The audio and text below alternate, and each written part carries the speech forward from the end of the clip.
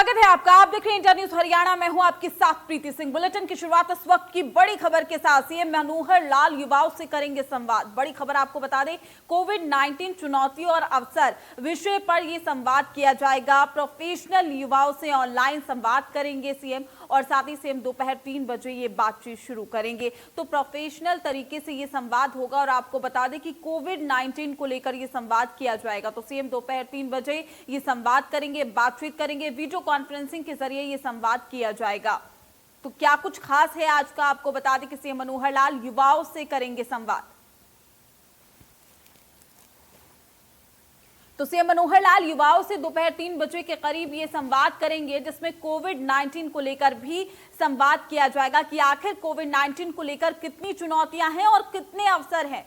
Professional युवाओं से online संवाद करेंगे सीएम, वीडियो कॉन्फ्रेंसिंग के जरिए यह संवाद किया जाएगा, बातचीत होगी। और जिस तरह से देश में स्थिति बनी हुई है कोविड-19 को लेकर, क्या कुछ चुनौतियां खड़ी हो रही है, कैसे इसे निपटा जाएगा और कैसे इस चुनौती को अवसर में बदलना है। तो कोविड-19 चुनौती और अवसर विषय पर करेंगे संवाद। प्रोफेशनल युवाओं से ऑनलाइन संवाद करेंगे सीएम मनोहर लाल और दोपहर 3 बजे ये बातचीत की जाएगी।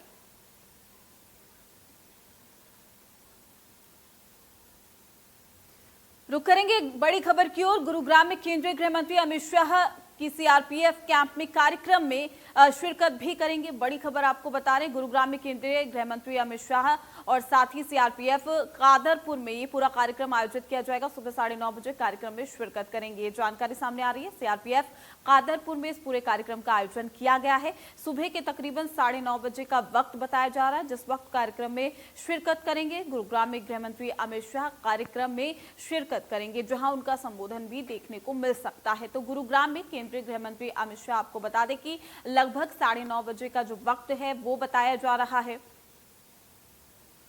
तो सीआरपीएफ कादरपुर में इस पूरे कार्यक्रम का आयोजन किया गया है, जहां पर यह कार्यक्रम होगा। सुबह 9:30 बजे कार्यक्रम में शिरकत करेंगे अमित शाह, इस पूरे कार्यक्रम में शिरकत करेंगे। गुरुग्राम में केंद्रीय गृह मंत्री अमित शाह जाएंगे, जहां उनका संबोधन भी देखने को मिल सकता है। तो सीआरपीएफ कैंप में इस पूरे कार्यक्रम का आयोजन किया गया है और लगभग 9:30 बजे का जो वक्त है वो बताया जा रहा है। तो सीआरपीएफ कादरपुर में इस पूरे कार्यक्रम का आयोजन। गुरुग्राम में केंद्रीय गृह मंत्री अमित शाह सुबह 9:30 बजे इस कार्यक्रम में शिरकत करेंगे। तो सीआरपीएफ कैंप में इस पूरे कार्यक्रम का आयोजन किया गया है। 9:30 बजे का वक्त बताया जा रहा है और साथ ही कार्यक्रम को लेकर जो तैयारियां हैं वो भी पूरी कर ली गई है और भी कई बड़े नेता इसमें मौजूद रहेंगे। हालांकि गृह मंत्री अमित शाह 9:30 बजे के वक्त इस कार्यक्रम में शिरकत करेंगे, ये जानकारी सामने आ रही है। तो गुरुग्राम में केंद्रीय गृह मंत्री अमित शाह का ये कार्यक्रम, जिसमें वो शिरकत करते हुए नजर आएंगे, सीआरपीएफ कैंप में कार्यक्रम में शिरकत करेंगे। तो तमाम जो तैयारियां हैं इसको लेकर वो भी पूरी कर ली गई है और लगभग 9:30 बजे का वक्त बताया जा रहा है। बात करेंगे गोहाना की, जहां पर बरौदा उपचुनाव को लेकर जेजेपी ने कमर कस ली है। दिग्विजय चौटाला का बरौदा हलके का दौरा भी देखने को मिलेगा। आपको बता दें कि उपचुनाव को लेकर जेजेपी ने कसी है कमर और साथ ही दिग्विजय चौटाला का बरौदा हलके का ये दौरा है। दिग्विजय चौटाला कई गांव में दौरा करेंगे और लगातार जो उनका दौरा है वो दिखाई दे रहा है। तो कई गांव का दौरा करेंगे दिग्विजय चौटाला और लगातार दौरे भी वो कर रहे हैं और तमाम जगहों पर जाके किस तरीके से क्या कुछ उपलब्धियां उनकी रही है उसको भी जनता तक पहुंचाया जा रहा है। तो गोहाना में आज हरियाणा में क्या है, बरौदा उपचुनाव को लेकर जेजेपी ने पूरी तरीके से कमर कस ली है। तमाम रणनीति के साथ मैदान में उतर चुकी है और सीधे तौर पर लोगों से मुलाकात का जो सिलसिला है वो देखने को मिल रहा है। दौरा किया जा रहा है, कई गांव का दौरा करेंगे दिग्विजय चौटाला और साथ ही लगातार दौरे भी कर रहे हैं और साथ ही किस तरीके से प्रदेश की जनता को लुभाना है, सीधे तौर पर कहा जा सकता है, उसकी भी तमाम जो तैयारियां हैं वो दौरे के दौरान देखने को मिल रही हैं। मुलाकातों का सिलसिला शुरू हो गया है। हालांकि कोरोना काल है, लेकिन ऐसे में भी कई जगहों पर जाकर खुद दिग्विजय चौटाला दौरा भी कर रहे हैं। तो कई गाँव का दौरा करेंगे दिग्विजय चौटाला और साथ ही लगातार तमाम जो पार्टियां हैं उसने भी कमर कस ली है। लेकिन इसी कड़ी में अगर बात की जाए दिग्विजय चौटाला की, तो वो तमाम गाँव में जा रहे हैं और साथ ही यहाँ पर दौरा करते हुए दिखाई दे रहे हैं। तो बड़ौदा उपचुनाव को लेकर अब कमर कस ली है जेजेपी ने और दिग्विजय चौटाला का बड़ौदा हलके का ये दौरा देखने को मिल रहा है। प्रदेश के कई जिलों में टिड्डियों का हमला देखने को मिल रहा है। सिरसा, भिवानी, महेंद्रगढ़, झज्जर में सबसे ज्यादा इसका असर है। लोग अलग अलग तरीकों से टिड्डियों को भगाते हुए दिखाई दे रहे हैं। कृषि मंत्री जेपी दलाल खुद निरीक्षण भी करेंगे और साथ ही आपको बता दें कि लगातार किसान परेशान है। तमाम कोशिशें की जा रही है, थाली ताली तमाम तरीकों से जो है टिड्डियों को भगाने की जो कोशिश है वो लगातार जारी है। तो टिड्डियों का हमला देखने को मिल रहा है। प्रदेश के कई जिलों में टिड्डियों का ये हमला है और सबसे ज्यादा प्रभावित सिरसा, भिवानी, महेंद्रगढ़ है और साथ ही कृषि मंत्री जेपी दलाल भी खुद निरीक्षण भी करेंगे। यहां पर जाके हालातों को जायजा लेंगे, चूंकि किसानों की जो फसल है, जो मेहनत है, उसको पल भर में टिड्डियां जो हैं वो चट कर रही हैं।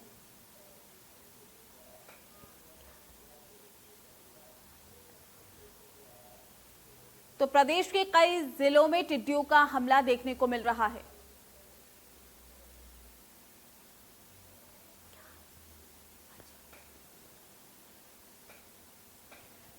तो प्रदेश के कई जिलों में टिड्डियों का हमला देखने को मिल रहा है, लेकिन किस तरीके से सिरसा, भिवानी, महेंद्रगढ़ और झज्जर में ज्यादा असर दिखाई दे रहा है, लोग किन तरीकों से टिड्डियों को भगा रहे हैं, इस रिपोर्ट में देखिए।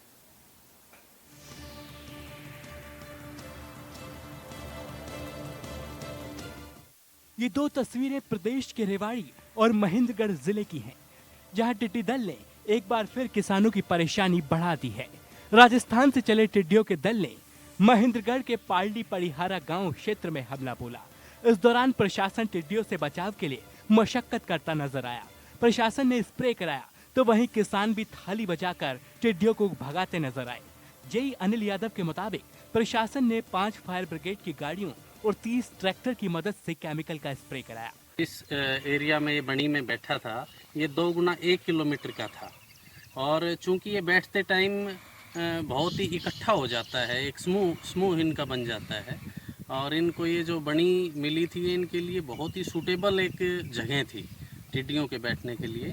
और चूंकि जहाँ पर ये बैठते हैं रात्रि में तो पेड़ों के ऊपर बैठते हैं, फसल में नहीं बैठते हैं, तो नुकसान यहाँ पर ना के बराबर है। और विभाग ने जो है सतर्कता बरते हुए, कृषि विभाग ने और तमाम जो प्रशासन के लोग यहाँ थे, तो हमने करीब जो किसानों की सहायता से 30 ट्रैक्टरों का यहाँ इंतज़ाम किया, जिनके ऊपर ट्रैक्टर माउंटेड स्प्रेयर थे और हमारे पास 5 फायर ब्रिगेड की गाड़ियाँ भी थी। वहीं किसानों ने बताया कि टिड्डियों के इस दल से फसलों को काफी नुकसान हुआ है और अभी देखना होगा कि नुकसान से बचाव के लिए क्या कदम उठाए जाते हैं।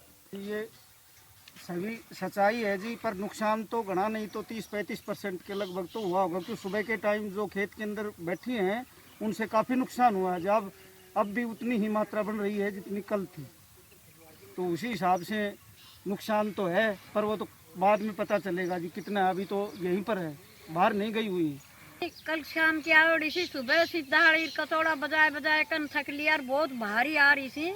टिड्डी दल बहुत भयंकर आ रहे, 4 बजे का लग रहा था सुबह से। यहाँ कई करोड़ों में जो से टिड्डियाँ थी और प्रशासन अधिकारी अपनी अपनी गाड़ियों को लेकर फायर ब्रिगेड से वहाँ स्प्रे करवा रहे थे और उसमें जो जाल वगैरह थे उसमें स्प्रे जो हुई वो बहुत कम मात्रा में हुई, क्योंकि वहाँ आने जाने के साथ यातायात के वहाँ जालों के अंदर जगह नहीं थी।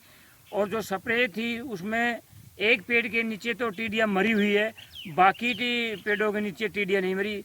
ये तस्वीरें रेवाड़ी जिले के गांव जैतड़ावास की हैं, जहां 2 किलोमीटर लंबे और 1 किलोमीटर चौड़े टिड्डी दल ने किसानों की फसलों पर हमला कर दिया। लेकिन पहले से सतर्क जिला प्रशासन ने 5 दमकल की गाड़ियों से रात भर कीटनाशक दवा का छिड़काव कराया और किसानों ने भी थाली, ढोल और डीजे बजाकर टिड्डियों को भगाने का प्रयास किया। इसके चलते यहाँ फसल का अधिक नुकसान होने से बच गया। तो कल बावड़ जो बॉर्डर है उस पे आई, पहले तो 7:30 बजे यहाँ का मैसेज मिला।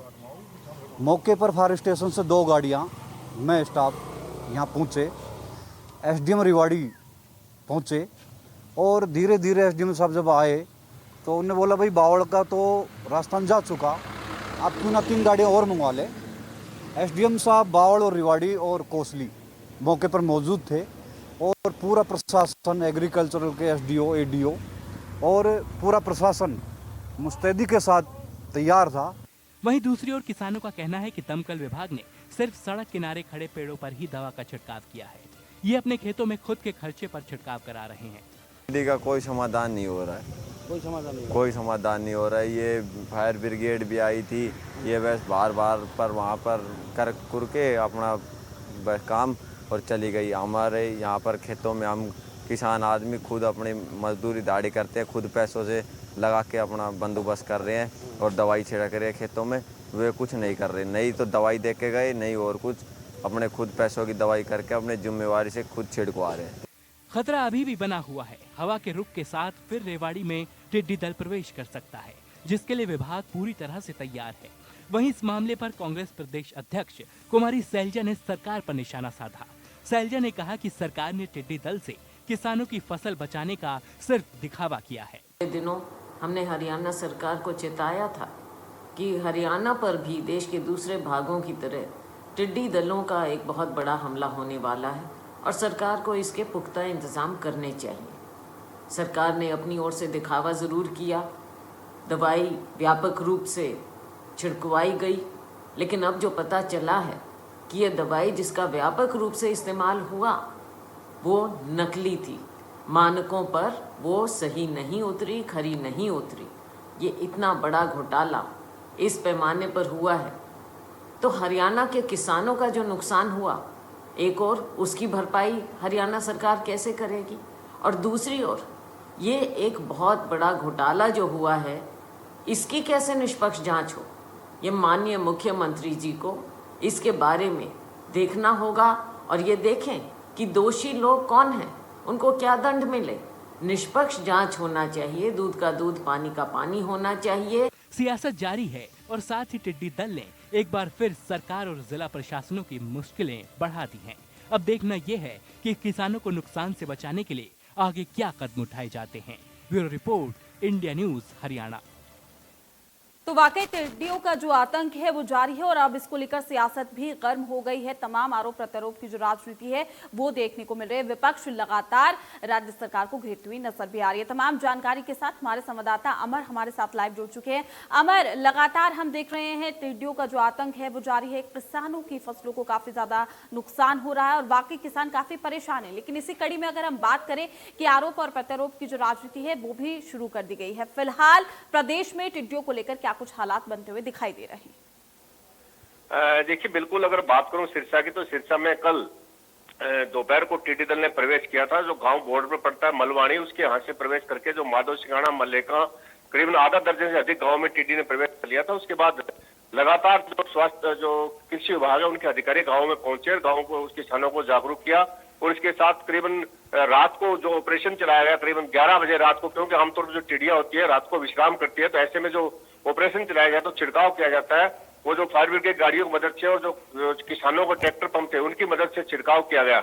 हालांकि अगर इस टाइम अगर हम बात करें तो आज सुबह अभी जो टिड्डियों में जो खतरा हुआ एक बार टल गया है, क्योंकि कल देर शाम को जो हवा का रुख था वो वापिस राजस्थान की तरफ मुड़ गया था। तो ऐसे में जो टिड्डी दल का खतरा था हमेशा हवा के रुख के साथ चलता है।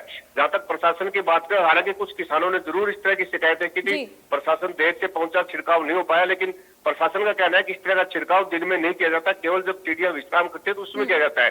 तो ऐसे में देखना होगा कि आने वाले दिनों में जब अब आज सिरसा की बात करें उसमें बारिश हुई है, तो ऐसे में इन तमाम जो फैक्टर है तो देखते हुए टिड्डी दल का खतरा भी कम हुआ है और जो हवा का रुख है वापिस बदल चुका है।